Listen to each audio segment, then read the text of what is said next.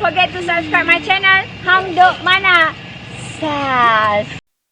Assalamualaikum, selamat datang lagi ke channel Hang Duk Mana. Mari kita dengar respon lagi daripada Datuk Mahfud Omar terhadap semua exco Kedah dipanggil beri keterangan pada SPRM, kata Sanusi. Menteri Besar Kedah Seri Ahmad Sanusi berkata, semua exco Kerajaan Negeri itu diminta memberi keterangan berhubung kes disiasat Suruhanjaya SPRM. Beliau berkata ada dalam kalangan exco yang telah memberi keterangan masing-masing pada hari ini, sementara selebihnya dijangka akan buat demikian pada esok. Okey, mari kita dengar respon daripada Datuk Mahfud Omar. Dia akan kita komen macam biasa. Tapi dia tak hadir bertawar-tawar. Mereka kata dah 2 hari tak ada.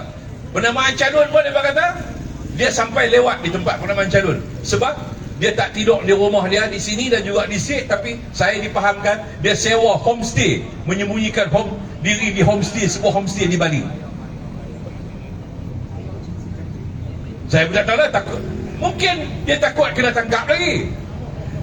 Sebab SPRM kata nak ambil keterangan daripada dia. Jadi saya tak tahu lah sama ada SPRM dah ambil ataupun tidak. SPRM kena cepatlah mengambil keterangan daripada dia yang berkaitan dengan isu REE. Sebab SPRM kata semua 11 orang, semua exco 10 orang exco kerajaan negeri termasuk dengan MB akan dipanggil untuk memberikan keterangan kepada SPRM. Kenapa? Isu 13 juta. Isu REE, penyalahgunaan dia, kecurian ni yang bernilai 13 juta. Ini saya tahu lah, tapi malam saya dipahamkan dia dah balik ke rumah. Tapi dalam keadaan tak tahu lah, saya tak nak sebut lah, ini soal dia lah. Tapi saya nak sebutnya bahawa ini dia harus menjawab sekarang ni. Ini soal pengurusan kekayaan. Ini sumber hasil kekayaan yang Tuhan beri untuk siapa? Untuk rakyat negeri Kedah. Bukan untuk orang curi bawa lari. Betul. Bolehkah bila Datuk Saifuddin tanya dia, kenaikah Wang Di ya? Suai Lokfat. Itu ada seorang lagi. Dia kata dia tak kenal. Dia pun tak tahu macam mana pengurusan MBI. Sebab Saifuddin kata MBI yang minta untuk dibawa masuk 2 orang dan beberapa orang lagi lah, rakyat daripada negara China ni, untuk masuk ke dalam Malaysia. Dan mereka inilah yang didapati terlibat dalam kehilangan REE.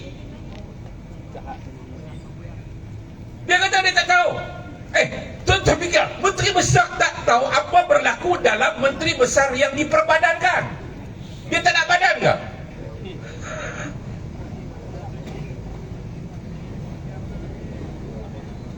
Menteri Besar yang diperbadankan ini ialah macam mana syarikat bawah Menteri Besar lah, gitu. Menteri Besar Incorporated, Menteri Besar yang diperbadankan. Dia kata dia tak tahu. Dia tak tahu macam mana, dia bukan eksekutif. Dia kata dia tak tahu. Dia kata itu separate, itu benda lain. Dia kata Menteri Besar Incorporated lain, MB lain. Lah. MB lain, MB Incorporated lain. Padahal MB itu Menteri Besar. Menteri Besar Incorporated itu ialah bermula daripada jawatan MB. Yang melantik lembaga penasihat ialah MB. Dia kata dia tak tahu.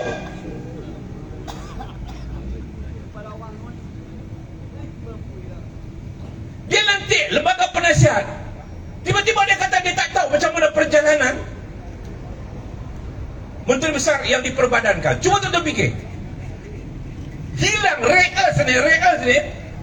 Datuk Saifuddin kata harga dia 7,000 1 kilo. 7,000 1 kilo, bukan RM7 sekilo. Kalau RM7 sekilo boleh pergi market Kemung Jaya.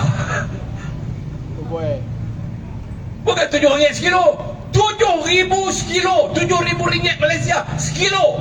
Real ni nak buat apa ni? Nak buat ni chip-chip dalam telefon kita, dalam komputer kita, boleh dibuat untuk senjata. Ini kegunaannya. Tiba-tiba orang bawa lari entah pergi keluar negara, di mana kita pun tak tahu. Apa akan jadi? 13 juta. Dulu PAS dulu ni saya nak abang tuan-tuan, dia pejuang RUU 355. Sekarang REE 13 juta. Dulu RUU 355, sekarang REE 13 juta. Nah, macam mana menteri besar dia kata dia tak tahu? Pelik. Betul sungguh dia duk kata bodoh tu bukan orang lain bodoh, dia aku bodoh. Tuan-tuan, menteri besar yang diperbadankan ni, dia bermula punca kuasa dia daripada siapa? Daripada kerajaan negeri. Bawah siapa? Menteri besar.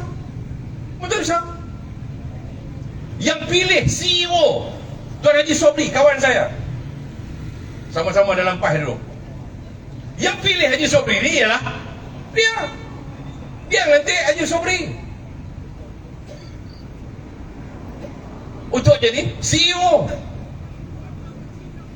Kemudian CEO dia pun kata itu Suhail Wafak tu bukan staff, bukan kaki tangan MBI. Sedangkan surat yang dihantar oleh Haji Sobri kepada Menteri KDN senarai itu untuk membawa masuk sebagai pekerja am dan juga pekerja mahir, dihantar kepada Menteri Dalam Negeri pada waktu itu untuk bekerja di bawah syarikat usaha sama dengan MBI. Macam mana dia berkata dia tak tahu? Macam mana dia berkata tak ada kaitan? Ini persoalan yang sangat membingungkan seluruh masyarakat dan rakyat. Sepatutnya masyarakat dan rakyat, khususnya anak-anak muda, kena melihat persoalan ini. Takkanlah kita nak lantik menteri besar yang dia tak tahu apa-apa apa yang berlaku bawah dia, apa yang berlaku di bawah dia. Sedangkan yang membentuk MPI ini ialah dia sendiri. Menteri besar, siapa jadi menteri besar akan membentuk MPI. Baik, dia nanti apa dia? Dia ada lembaga dia. Dia tak panggil board of director, dia panggil lembaga penasihat. Siapa dia lembaga penasihat? Pertama, lembaga penasihat siapa dia? Menteri besar. Setiausaha kerajaan negeri. Lagi pegawai kewangan negeri, kalau tak silap saya, ada beberapa 5-6 orang yang merupakan lembaga penasihat. Dia salah seorang daripada ahli badan lembaga penasihat MBI. Macam mana dia kata dia tak tahu? Bila dia kata dia tak tahu, ini bukan lembaga penasihat, ini lembaga punah sehat. Lembaga punah sehat, dia punah habis. Sepatutnya bagi saya, bila dia sebagai ahli lembaga penasihat, dia kena tahu CEO mesti report kepada lembaga penasihat. Lembaga penasihat kena minta maklumat daripada CEO tentang perjalanan pengurusan di peringkat eksekutif yang dijalankan oleh CEO dan juga kaki tangan dia. Dia tak boleh jawab kata dia tak tahu. Kalau dia tak tahu, jadi kita kena tolaklah dia. Tak bolehlah bagi lagi Perikatan Nasional untuk nak memerintah negeri Kedah. Tak boleh lagi nak bagi dia jadi menteri besar negeri Kedah. Kalau bagi macam ni, maknanya jahanam lah negeri Kedah ni. Semua tak tahu, semua tak tahu. Bila orang curi tak tahu, bila orang curi tak tahu, bila orang curi tak tahu. Apa orang tahu?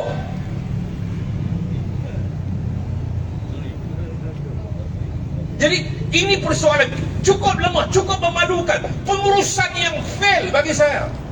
Pengurusan yang fail. Mana boleh kita punya syarikat, kita punya owner, dia sebagai pemegang share bukan atas diri dia, tapi atas nama kerajaan, iaitu Menteri Besar Incorporated tu, dia pemegang share. Tiba-tiba rugi, dia kata, oh rugi ya? Ha? Rugi ya? Wah, iya, rugi ya? Oh. Habis macam tu saja. Orang tanya apa saya rugi? Wah pun tak tahu. Jadi ini kita kena lakukan perubahan untuk pilihan raya kali ini. Kita kena perbetulkan, kita kena kembalikan semula Kedah ini, kerajaan negara ini pada landasan yang betul, berada pada track yang betul untuk menyelamatkan khazanah kekayaan hasil bumi yang ada dalam negeri Kedah ini. Kalau tidak, nanti kekayaan yang ada yang bernilai 60 bilion itu akhirnya akan dirompak oleh perompak-perompak yang bila orang tanya menteri besar, Dia kata dia tak tahu siapa curi. Betul lah hang tak tahu siapa curi kalau hang tak tahu. Tapi orang tanya, ni siapa dia? Yang ditangkap ni siapa dia? Pekerja hang bawah Menteri Besar Incorporated. Hang yang minta, selain hang yang bagi recommendation kepada Menteri Dalam Negeri supaya berikan permit kerja untuk orang ini. Jadi ini masa yang terbaik untuk kita lakukan perubahan demi masa depan negeri Kedah. Kalau tuan-tuan nak tunggu lagi dengan dia, maknanya kerajaan kita ni akan terus berbeza dengan kerajaan pusat. Sedangkan kerajaan pusat, Perdana Menteri telah mengumumkan berbagai-bagai peruntukan projek yang nak diberikan kepada negeri Kedah. Khususnya untuk pesawah padi, orang nak buat bendang 3 bilion untuk buat saliran air yang baik, untuk upgrade saliran air supaya dia lebih baik untuk masa akan datang, untuk meningkatkan hasil pengeluaran padi dalam negeri Kedah. Kedah ni jelapang makanan negara. 45% hasil padi negara kita disumbangkan daripada negeri Kedah. Jadi Perdana Menteri lihat ini lebih realistik daripada KXP, lapangan terbang Kulim. Lapangan terbang Kulim 7 bilion 7 bilion, 7 ataupun 8 bilion yang diumumkan oleh Sanusi tempoh hari. Tapi Perdana Menteri kata, tak, nanti dulu, tunggu sekejap kan. Ini lebih keperluan. Sebab kalau sistem saliran ini tidak dibaiki, 10 tahun akan datang, apa akan jadi kepada tanaman padi kita? Jadi kita semua showroomis. Jadi ini lebih utama. Maknanya Perdana Menteri dia tahu mana yang lebih utama, mana yang menjadi keperluan semasa. Ini yang lebih utama. Ini untuk keterjaminan makanan negara. Menteri Besar dia fikir awang, dia nak fikir nak buat airport. Padahal airport dah ada. Penang pun dah ada airport, apa lagi perlu kepada sebuah airport lagi? Mungkin 20 tahun akan datang mungkin dia merupakan satu keperluan kepada airport. Sekarang bukan. Sekarang ialah untuk memberikan keutamaan kepada petani-petani dalam negeri Kedah, Melayu ke China ke India dan Siam yang terlibat dalam industri padi ini. Ini keutamaan yang kita beri. Jadi dia memerlukan kerajaan negeri ini mesti sama dengan kerajaan pusat. Kalau kerajaan negeri ini, kerajaan yang masih dipimpin oleh Perikatan Nasional di bawah Sanusi ini, dia duk bergaduh dengan kerajaan pusat, bergaduh dengan menteri, bergaduh dengan Perdana Menteri, akhirnya projek 3 bilion ni pun tak boleh nak laksana. Pasal apa? Pasal dia memerlukan kerjasama daripada kerajaan negeri. Pengambilan tanah, orbitan. Pengambilan tanah memerlukan kelulusan daripada kerajaan negeri. Bila kita nak perbesar, nak upgrade saliran air itu, dia perlu nak ambil tanah. Nak ambil tanah memerlukan persetujuan kerajaan negeri. Tapi kalau kerajaan negeri duk bergaduh, duk tunjuk lagak samsing dah, bila nak selesai? Sedangkan ini keperluan yang mendesak. Untuk apa? Untuk perut rakyat negeri dan juga perut rakyat negara kita. Jadi ini yang menjadi keperluan untuk kerajaan negeri Kedah mesti sama dengan kerajaan pusat, kerajaan federal. Jadi insya-Allah. Okey tuan-tuan, kita harap pihak SPRM akan terus menyiasatlah isu ni, kerana isu hari ini nampaknya dah hangat sekarang ni dengan perendahan oleh Menteri KDN dan pelbagai isunya dengan Sanusi kata dia tak kenal Cina yang dia Suhail Ifat tu, dan viral pula gambar Sanusi dengan Suhail Ifat tu, macam-macam.